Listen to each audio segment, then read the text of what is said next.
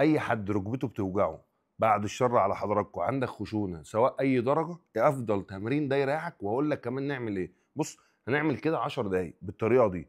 طب دي بتعمل ايه؟ دي بتفك الضغط على الغضروف بتاع الركبه، بتفكه خالص، والرطفه والمنطقه دي كلها، فبفصل الاثنين عن بعض. فبالتالي ده هيريحني جدا بالطريقه دي. بحط المخده او الخداديه تحت ركبتي، وبتبقى رجلي متعلقه على الارض بالطريقه دي. مهم جدا. 5 دقايق يبقى انا اكني عملت الورم اب او التسخين. طيب النقطه الثانيه اعمل ايه؟ بصوا بقى، هشيل دي خالص اهو، هشيلها استريح، احط ايدي كده على ظهري واريح ظهري، وهطلع برجلي اللي بتوجعني اشد مشط رجلي عليا، واقوي العضلات بتاعت الكوادرسيبس. واحد اهو، اتنين الطريقه دي اهو، تنسيش تصلي على النبي، 3، 10 عدات رجلي الشمال، ورقم 10 اثبت 10 وانا ثابت كده. طب ده بيعمل ايه؟ ان انا كده بقوي كل العضلات المحيطه بالركبه، فبالتالي انا مش محمل على ركبتي جامد جدا، بالعكس انا مقلل الحمل عليها، مقابل ان العضلات هي اللي شغاله. بعد كده العكس، رجلي الثانيه، 1، 2 اهو، 3 بالطريقه دي. بعد كده وانا قاعد اهو، كعب رجلي على الارض اطلع بيه لفوق، 1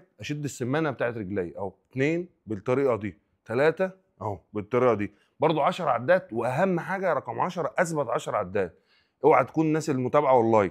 التمرين الثالث بسم الله، بصوا هطلع كده، انا عارف ان ده جديد عليكم اهو، بالطريقه دي اشد مشط رجلي لفوق عشان العضلات بتاعت القصبه، ده مهم جدا. تمام اهو بالطريقه دي.